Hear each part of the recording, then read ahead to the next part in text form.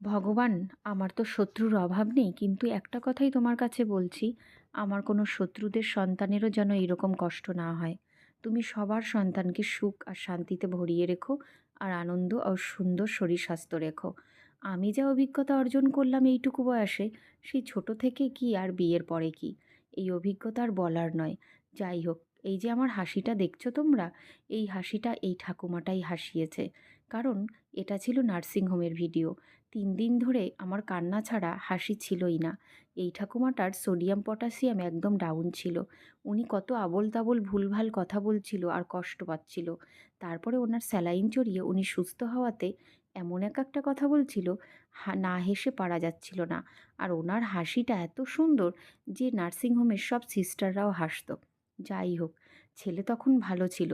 3 থেকে সাড়ে 3 দিনে পড়েছিল, তাই জন্য আমি একটু ভালো ছিলাম। আর এখন ছেলের আজকে 7 দিন কমপ্লিট। এখন ছেলে বাড়িতেই আছে, ঠিক আছে, সুস্থ আছে।